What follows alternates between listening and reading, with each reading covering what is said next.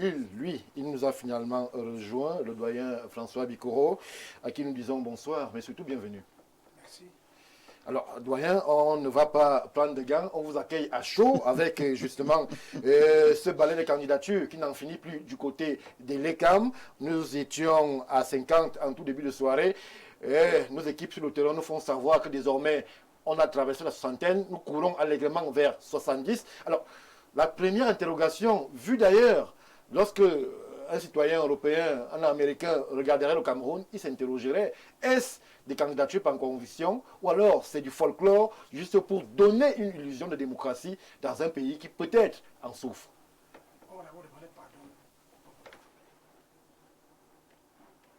Demandons pardon au peuple camerounais. Pour quelle raison?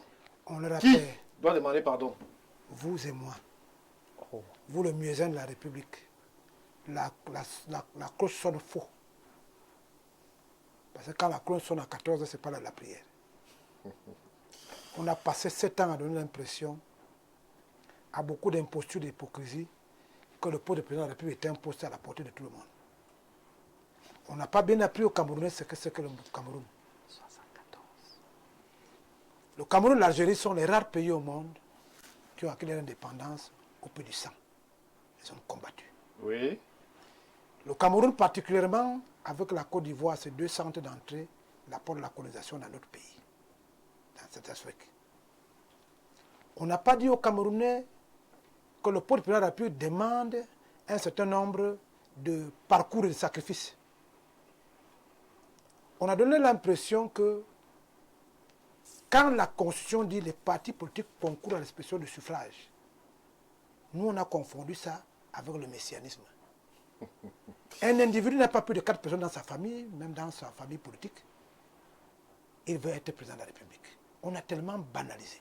Alors, doyen Bikoro, cet aspect particulier, mais même ceux qui ont des millions dans leur famille politique, il y a quand même cacophonie aussi. Le RDPC, et à date, il y a 2 dossiers RDPC. Il y a 3 dossiers UPC, 2 dossiers Manidem, 2 univers. Non. Même à ce niveau-là, il faut s'interroger quand même. Non, je dis qu'il faut demander pardon au peuple camerounais. On leur a dit que l'élection pour être conseiller municipal est égale à l'élection pour être président de la République. Tout le monde rêve, tout le monde fait tout ce qu'il peut faire voir. Nous devons nous remémorer pour se dire, attention, le poste de président de la République, c'est un individu qui va être à la tête de 33 millions de Camerounais. Ailleurs, on interroge le parcours. Vous avez passé 7 ans, et je vous l'ai dit dans ce plateau, à donner l'impression à toutes les impostures qui venaient dans votre plateau, à toutes les hypocrisies. J'entends les gens dire, je suis l'opposant à Paul Biya. C'est-à-dire que quelqu'un n'a jamais géré la société des gens de son village. Il dit, je suis l'opposant à Paul Biya. Ça nous revient à demander, qu'est-ce qu'un parti politique? Est-ce vraiment au temps du débat, ce débat, doyen Bikoro, nous sommes actuellement à l'ECAM. J'en viens. Oui, et l'ECAM reçoit des candidatures des gens qui sont dans des formations politiques. Oui. Est-ce qu'il y a des formations politiques dans notre pays? Est-ce qu'on a mieux intégré la notion de poste du président de la République du Cameroun dans le subconscient de ceux qui disent qu'ils veulent être Camerounais? Et il vient de vous dire, la société civile, il y a une élection en mars. On est dans la communication politique. Oui. On peut espérer que les gens se disent, vous avez passé de 2018 à 2025 à faire l'apologie et la communication de 4 partis politiques. Les 451 autres partis politiques se disent, c'est l'occasion pour qu'on nous connaisse. C'est ça. Il y a un engouement qui peut ressortir. Parce que vous avez dénoté du fait qu'à chaque rendez-vous électoral, il n'y a pas de grands partis, il n'y a pas de petits partis, il n'y a pas de grands candidats, il n'y a pas de petits candidats. C'est à l'issue d'une élection qu'on sait qui est grand, qui est petit. Mais vous avez choisi, à la place des Camerounais, des messies parce qu'ils insultent, parce qu'ils invectivent, parce qu'ils parlent beaucoup dans la télévision, ils ont beaucoup d'argent, ils s'accaparent les plateaux de télévision. Vous avez donné l'impression que c'est eux qui doivent attraire à l'expression du suffrage. Donc, dans un premier temps, il y a des gens qui se disent, comme en mars, comme il a dit tout à l'heure, il y a eu une élection locale. Ils se disent que si on perd l'occasion que l'on parle de nous, maintenant, en mars, il est possible qu'on ne parle pas de nous après. Mais il y a des gens qui ont créé des partis politiques pour des business. Alors, on y reviendra, doyen, le temps qu'on prenne la vie de Timothée Somba sur le plateau. C'est vrai, Timothée, que cela pourrait interpeller le nombre de candidats, le nombre, justement, de contestations aussi qu'il y aura. Parce que lorsque le RDPC a 2 candidats, entre guillemets, l'UPC 3, le Manidem 2, Univers 2, on se pose des questions. Le contentieux risque d'être lourd cette année du côté du Conseil constitutionnel. Le Conseil constitutionnel, tout comme il est pour la présidentielle, ne travaille que chaque 7 ans. Dans ce cadre, même s'il y a 1000 candidats, ils ont eu 7 ans pour se reposer, se recharger d'énergie. Oui. Moi, j'aimerais tout de suite, ici, féliciter. On ne félicite pas un aîné. J'aimerais transmettre toute mon admiration au président Paul Biya, qui a ouvert et apporté la démocratie au Cameroun. En ces candidatures, je vois l'expression de la liberté démocratique. La tentative de carnavalisation de cette candidature, qui pour moi sont une floraison, pose une problématique du rapport que les Camerounais ont vis-à-vis de la fonction présidentielle. Oui. Dans la lecture immédiate, qui est la plus simpliste, c'est celle que mes devanciers dans la prise de parole ont évoquée. Le fait qu'on banalise la fonction. Mais à ce niveau, j'ajoute le fait que c'est peut-être parce qu'on déifie aussi la fonction. Parce que l'architecture juridico-institutionnelle du Cameroun fait du président de la République le Deus ex machina au Cameroun. C'est de lui dont tout part pour développer, pour impulser toutes les dynamiques. Alors, celui qui a une haute idée de sa personne et qui veut contribuer à l'amélioration du Cameroun, c'est que pour facilement développer le Cameroun, il faut être président de la République. Ce n'est pas mauvais. Et les camps va travailler parce qu'il y aura un phénomène de crémage. Et le crémage va se faire uniquement sur la base de la loi. Oui. Donc, il y a des candidatures qui ne pourront pas prospérer. Il y a des candidatures qui souffrent de malformations congénitales. Oui. Donc, ce sera même très facile pour l'ECAM de travailler parce que le code électoral est posé devant les commissaires de l'ECAM et on vérifie. Dès que vous n'êtes pas en conformité avec le code électoral, mais on pose votre dossier de côté. Je me rappelle un peu, j'ai été chargé d'enseignant à une époque de ma vie. Parfois, lorsqu'on corrigeait les copies, il y a des copies sur lesquelles on ne faisait pas 30 secondes. Parce qu'elles étaient tellement mal libellées, mal conçues, où on savait qu'ici, il ne faut même pas perdre du temps pour lire. C'est comme ça que les camps vont opérer. Ça, c'est la lecture immédiate et simpliste. Mais à côté, il y a une lecture médiate et qui crée une crise de la pensée. Parce que lorsqu'un phénomène est autant nouveau, je pense qu'il ne faut pas le prendre avec autant de légèreté. Oui. J'y vois d'abord le charme de la présidentielle à travers l'hypermédiatisation de la présidentielle, dont le doyen Bikolo a parlé tout à l'heure. Sur l'aspect cosmétique, Timothée Somba. Est-ce qu'il y a un charme à la présidentielle? Il y a un charme. Alors qu'il faut diriger un pays aussi complexe que le Cameroun. Stéphane Barga, là, vous ne m'avez pas compris. Le charme de l'élection présidentielle tient à l'hypermédiatisation, c'est-à-dire l'hyperluminescence de la période. Tous les médias mainstream, les médias classiques sont braqués sur la présidentielle.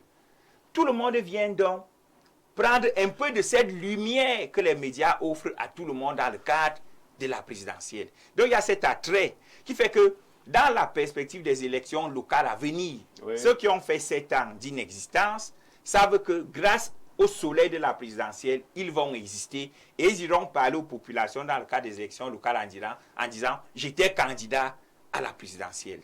Mais pour sortir devant cette flopée de candidatures, et c'est ce qui m'inquiète, je vois un sursaut stratégique d'une bonne part de certains partis d'opposition qui ont dit on va tous et à un moment donné les mots d'ordre vont passer puisqu'ils n'ont pas d'appareil. Ils n'ont pas d'appareil. Alors qu'est-ce qu'on peut penser ici? C'est qu'ils vont compenser le déficit logistique à travers la multiplication des candidatures. Et par le phénomène du zonage ou la création des zones d'influence, chacun va travailler dans sa zone d'influence pour la coalition qu'ils ont déjà peut-être créée grâce à l'innovation technologique. Aujourd'hui, pour se réunir, on n'a plus besoin d'être là en présentiel. Les gens peuvent se réunir à travers des forums WhatsApp, les gens peuvent se réunir à travers des visioconférences. Ce serait pour ma part un tout petit peu naïf de penser que cette flopée de candidatures ne cache pas quelque chose. Il faudrait donc que le MINAT, qui est déjà monté au créneau, fasse très attention, parce qu'il se pourrait que des réunions de minuit se soient tenues sans que les forces de lancement et autres ne soient au courant. Merci Timothée Somba. Alors on va recueillir l'avis de M. Aouno sur le plateau.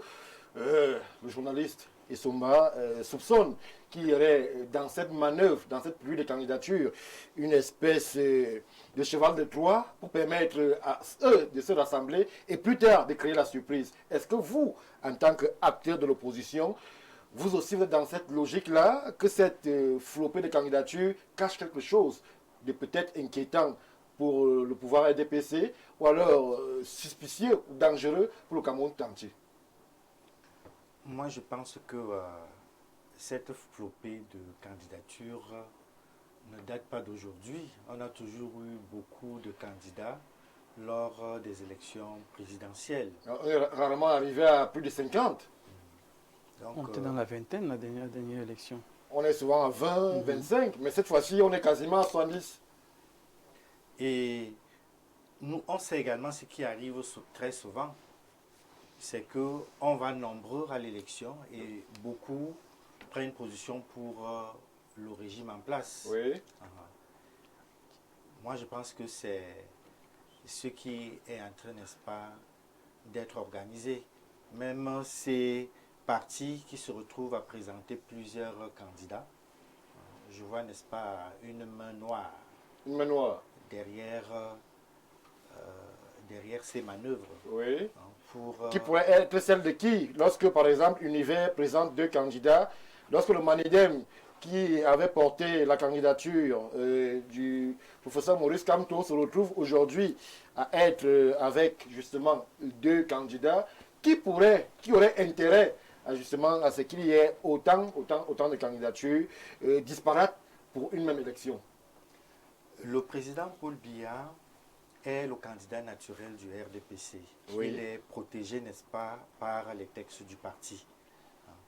Nous voyons donc que mon jeune compatriote, Teller Onana, peut facilement être écarté. Mais dans les autres organisations politiques, le fait qu'il y ait deux candidats, plusieurs candidats, peut entraîner même l'élimination de toutes ces candidatures. Oui. Et cela avantage le régime en place.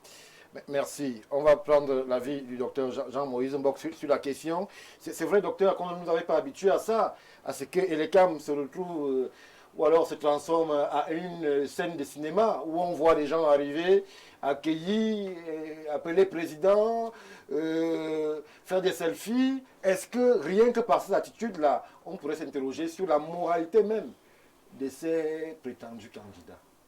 Bon, je ne vais pas les appeler prétendus candidats. Vous savez, quand tout est facile à avoir, on a l'impression que c'est la chose à faire. On a l'impression que c'est la chose à faire.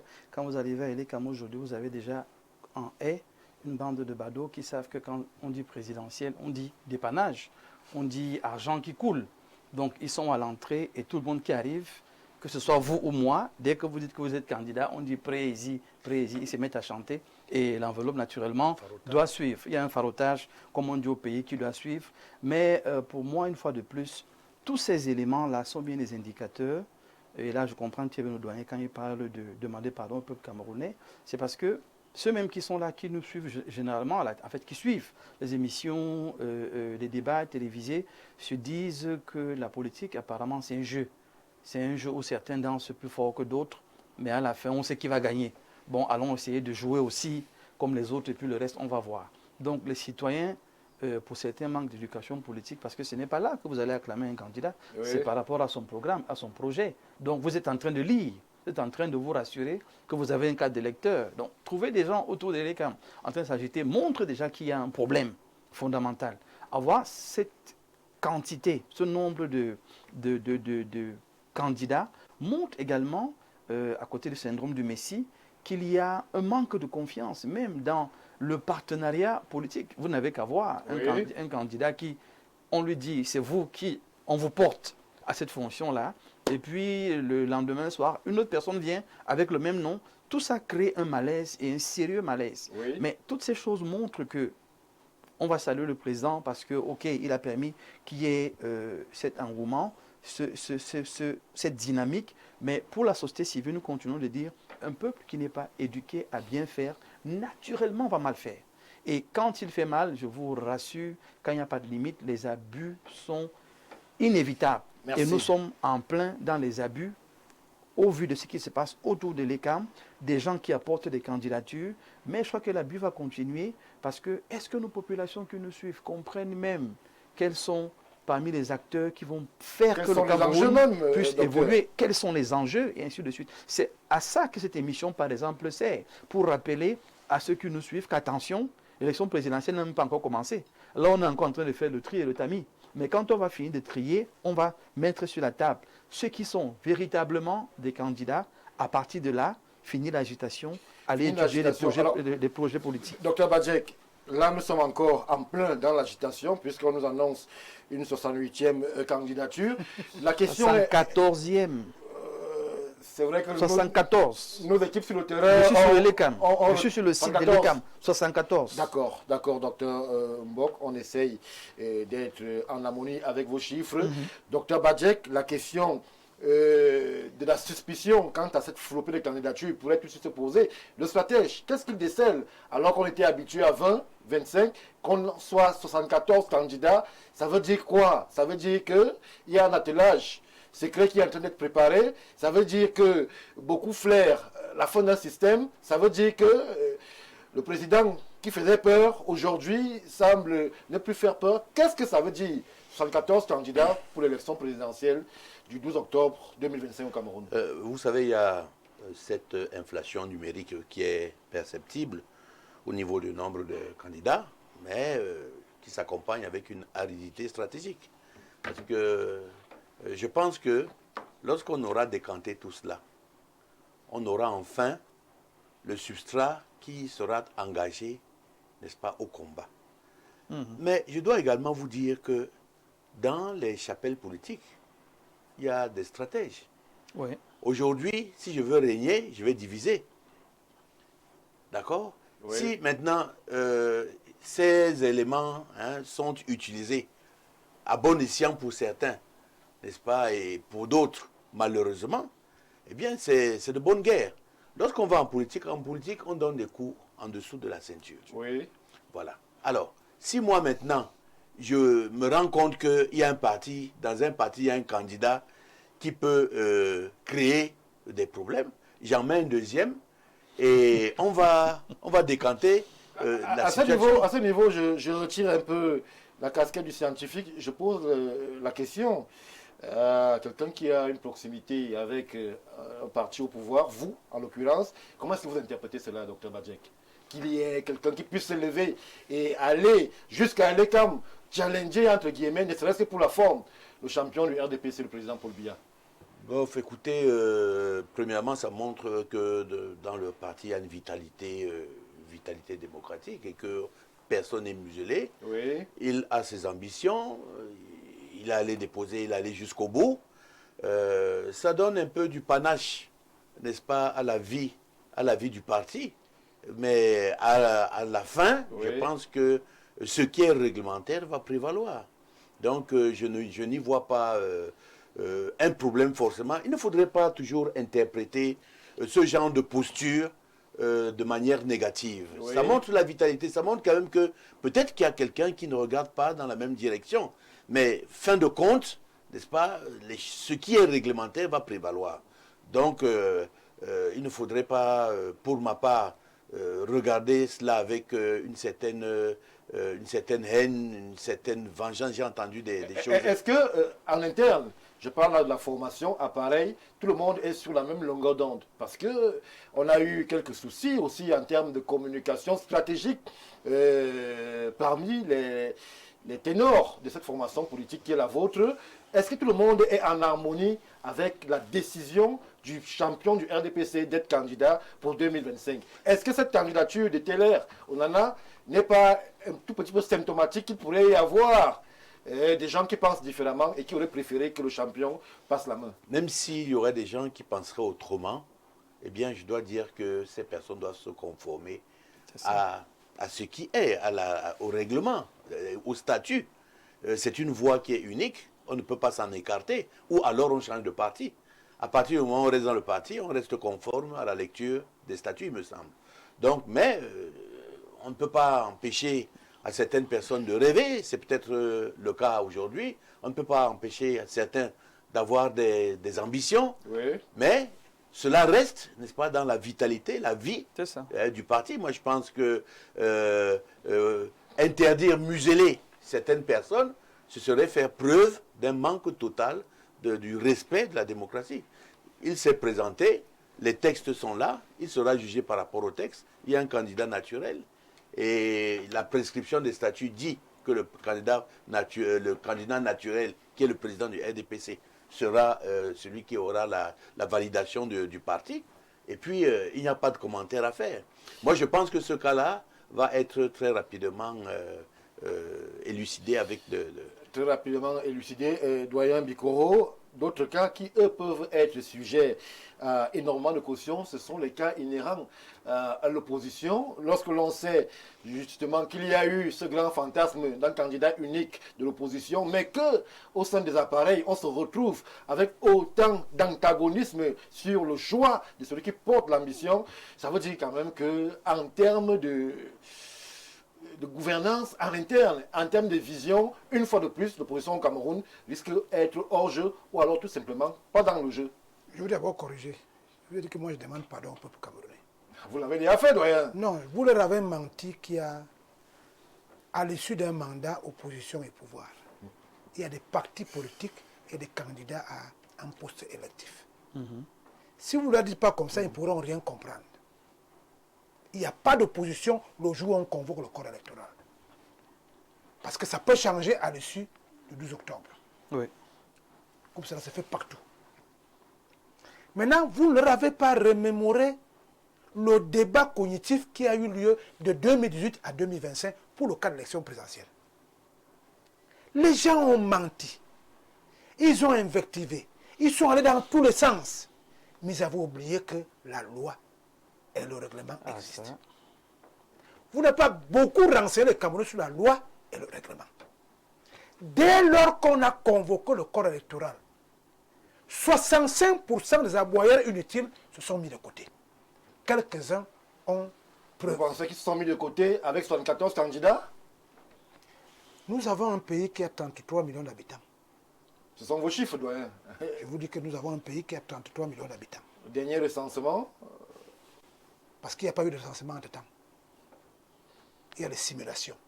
Nous avons un pays depuis 1992. Le nombre d'inscrits n'a pas beaucoup évolué.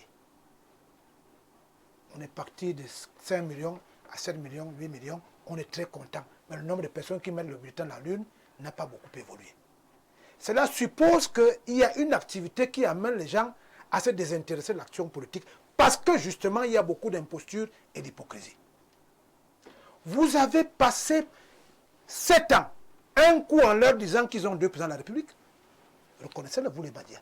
Oh, ça n'a jamais été notre position. Je ne parle pas de Info TV. Je vous dis que les médias ont joué le mauvais rôle. Les médias sont les médias. Non, les médias sont les muezzins de la République. Je vous avais reproché ici que depuis 2018, vous parlez question de la République en parlant des gens qui s'appellent représentants des partis politiques. À quel moment un type est devenu intelligent parce qu'il est membre d'une association à caractère politique? Ça fait donc qu'aujourd'hui, les gens ont rêvé. Il y a eu un débat au cours de cette année. qui a fait en sorte que, les gens qui ont extrapolé sur des choses qui n'ont rien à voir avec le processus qui amène à l'élection du président de la République sont obligés de rapturer leurs militants ou leurs sympathisants que nous y allons pour vous dire que ce que nous disions, nous avions raison. Maintenant, c'est à vous de leur dire que les gens qui ont pris le mandat impératif, les présidents élus et tout ce que vous voulez, sont rentrés dans la logique institutionnelle. Oui. Vous devez leur dire. Et la logique institutionnelle ici, c'est l'ECAM. C'est le Conseil constitutionnel juge de l'élection. Oui. Vous devez encore leur dire que depuis que nous avons ouvert le processus électif, qui n'a rien à voir avec le processus démocratique, 150 personnes peuvent attraire à une élection, il reste 15 ou 20 ou 10. Tout à fait.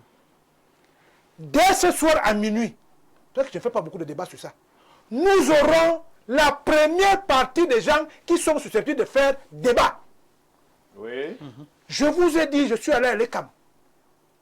Des gens sont allés jusqu'à truquer la caution bancaire. Oui, on a vu. Vous n'en parlez pas. Non, doyen, ne dites pas qu'on Ce n'est pas à vous que je m'adresse. Oh, les médias relaient cette situation. Je vous dis, ce n'est pas à vous que je m'adresse. Oui. Je dis que les gens ont truqué la caution bancaire. Si on s'entendre avec ce banquier, dit, je n'ai pas d'argent, mais dis-leur que j'ai l'argent. Vous devez insister sur le fait que dès que le corps électoral est convoqué, il y a des institutions qui sont capables de dénicher les bandits, les voleurs et tout ce que vous voulez. À partir de demain matin, vous aurez la première partie des gens qui sont prêts du sérieux en matière électorale. Oui. Il faut leur dire que la loi est immuable, elle ne changera pas. Et le seul fait que 70 personnes aient décidé d'aller vers cette loi, ça veut dire que la loi est importante pour eux. Oui. C'est important. C'est ça.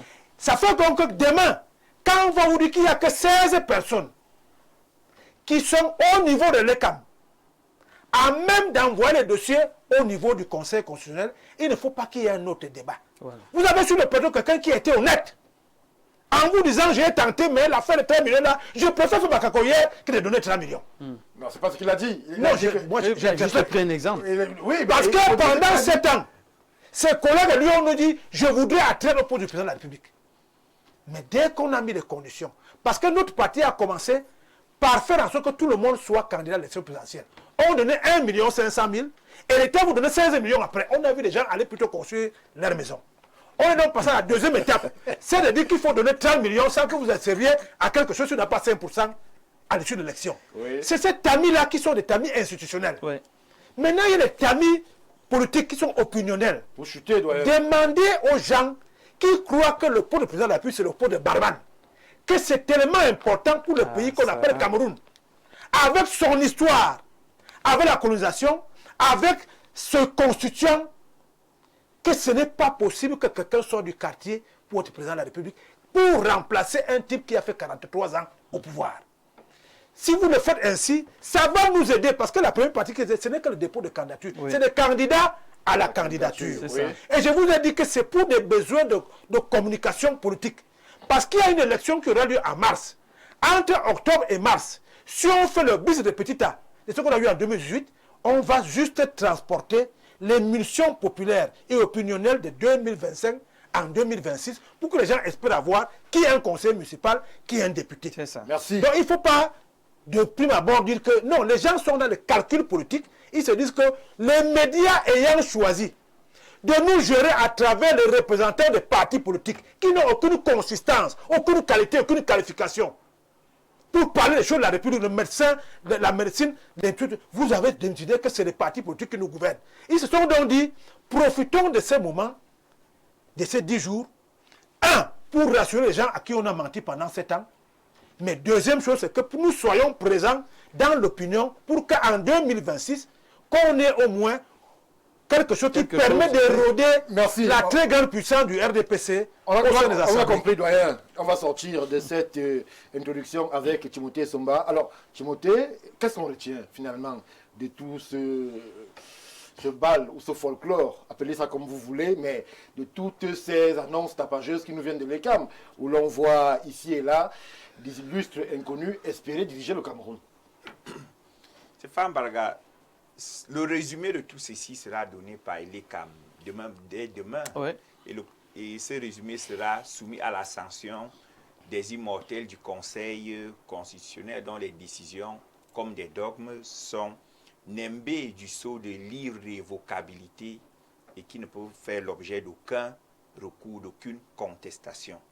Ce que je peux juste ajouter... Qui ne doivent, parce qu'on a déjà eu des contestations en 2018. Donc, qui ne doivent pas faire l'objet de contestation. Du moins de contestation sur le plan juridique. Voilà. Sur le plan juridique, oui.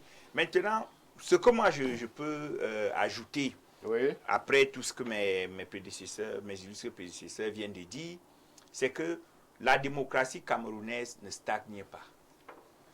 Elle est vraiment dans le bon flot de sa bonification et de sa perfectibilité. Maintenant, il faudrait que les Camerounais sachent que la démocratie, pour moi, c'est un jeu. Mais pas un jeu au sens de la banalité. Oui. C'est un jeu au sens de ce qu'elle a des règles. La première règle, d'abord, c'est le fair play. C'est l'acceptation de la défaite et autres. Il ne faudrait pas que ce qu'on va éliminer Il ne faudrait donc pas que ce qu'on va éliminer demain rentre dans la logique de guérilla pour instrumentaliser X ou Y. Certaines sources, je vais dire ça comme ça, nous ont révélé que certaines milices étaient déjà embusquées dans les quartiers de Yaoundé, prêts à assaillir les rues en cas d'invalidation de X ou Y candidature. Nous, des journalistes, contre de pro-pouvoir, au mépris du principe du respect de la ligne éditoriale de chaque média, subissons déjà un type de menaces, des fatwas sont lancés. Et de pression surtout. Et de pression, des fatwas sont lancés contre nous. C'est aussi un appel aux autorités administratives de beaucoup protéger les journalistes en cette période électorale. Parce que nous sommes véritablement indexés et en danger. Donc il faudrait que les Camerounais comprennent que le jeu démocratique, qui est une compétition, doit nécessairement avoir des vainqueurs et des vaincus. Il ne faudrait donc pas que les vaincus se servent de leur posture de défaite pour instrumentaliser. Parce que depuis un bon bout, je vous dis ici, Stéphane Barga, que lorsque vous regardez le comportement de certains acteurs politiques, on peut facilement subsumer que certains ne veulent même pas qu'il y ait élection. Alors ils font feu de tout bois, ils contestent tout en anticipant. Et pourtant, nous ne sommes qu'au niveau des actes préparatoires. Oui. On n'est même pas encore en plein dans le choix du futur président. Dépôt de candidature et autres, ce sont les actes préparatoires. Et vous vous rappelez de ce débat que nous avons eu sur quel est le régime juridique des élections. Lorsque j'essayais de convaincre les gens que le code électoral n'épuise pas l'organisation de l'élection. Avec quoi on détecte un chèque sans provision? C'est sur la base du droit bancaire. Donc vous voyez donc que même le droit bancaire intervient dans l'organisation des élections. Il y a le droit de la nationalité. Il y a le droit de la nationalité, le code civil. Tout ça, au niveau des actes préparatoires, il y a le droit processuel. C'est toute la loi, tout le corpus réglementaire et législatif camerounais qui intervient. Mais à partir de demain, on va rentrer de plein pied dans le vif du sujet. Merci Etmounté Somba. Le temps pour moi de relayer une ou deux contributions. Je ne pourrais pas faire plus parce que véritablement, on serait... C'est un grand sujet. Hein? Minuit nous trouverait ici. Alors, bonsoir chers modérateurs et surtout la lumière patriarcale, Bikoro, François. La pluie de candidatures traduit la corruption qui gangrène notre société avec le faux qui en découle. Monsieur Abbé Aimé Hubert, l'écrivain panafricain. Merci à vous pour la contribution. Je prends rapidement une autre qui me parvient. Bonsoir à vous sur le plateau de Ouro Africa. Je pense que pour la deuxième candidature du Malidem, que c'est fait à dessein et que c'est un autre calcul stratégique qui, pour opposer à Elekam, s'il voudrait éliminer les deux candidatures, du fait de cette dualité. La même situation qui se présente au RDPC est demandée à Elekam d'éliminer aussi les deux candidatures en l'occurrence. Et Elekam sera dos mur et retenir les candidatures qui, de part et d'autre, portent l'investiture légale et conforme des instances habilitées de l'un et l'autre parti, notamment le RDPC et le Malidem. Merci à vous, monsieur Essomba Dekounou. On va y aller au pied de course. N'appelez surtout pas, sinon ça ne va pas être possible. Bonsoir Stéphane Barga, bien des choses à toi et ton riche panel. L'avis du colonel Badjek qui ex-qualité sur la question de la présidentielle 2025 au Cameroun est très pertinente. L'analyse subjective du docteur Mbok, sans oublier le député Timothée Somba, toujours égal à lui. Pour moi, ce n'est pas une panoplie de candidatures à cette élection présidentielle qui pose problème. C'est le sérieux de cette candidature qui est questionné. L'ambition politique n'est pas un jeu de rôle endossé sur l'imposture, non plus un galop d'essai. Il faut faire ses classes. Débarquer comme la pluie sera préjudiciable. Il faudrait entreprendre des mesures dissuasives et sélectives pour pallier à ce spectacle désolant. Très belle émission. Merci à vous, Landry Manga, pour la contribution. Bonsoir le plateau. Pour ma part, face à cette situation de multiplication des candidatures, j'aurais plutôt aimé qu'ils attendent les municipales et législatives au lieu d'aller comme des figurants sans influence face à certaines candidatures. Merci à vous, le Roubi, depuis Edimako. Vous n'allez pas appeler, sinon ça ne va pas être possible. Bonsoir au panel. Je pense que quand un peuple manque d'éducation politique, il est condamné à subir les affres d'un parti. La pléthore de candidatures enregistrées jusqu'ici prouve à suffisance que la stratégie du diviser pour mieux régner est savamment organisée par le parti au pouvoir. Malheureusement, l'opposition camerounaise peine à comprendre que c'est l'union qui fait la force. Bonne continuation. Merci à vous, Roméo, pour le souhait. Bonsoir à vous. Normalement, les Camerounais ont déjà vu le jeu du RDPC de loin et aussi la jeunesse ne dort pas. Elle est en veille. Octobre n'est plus tout loin et cela se jouera à cette période. Merci pour la contribution. Bonsoir. Alors, puisque vous vous obstinez à appeler, je vais m'arrêter là et prendre une toute légère transition et revenir tout de suite après pour évoquer un autre pan de notre réflexion de ce soir. Je parle là justement du vote communautaire. Est-il véritablement un aspect sur lequel les acteurs politiques en cette période présidentielle devraient s'atteler ou alors s'appuyer lorsqu'ils vont devant les foules? A tout de suite.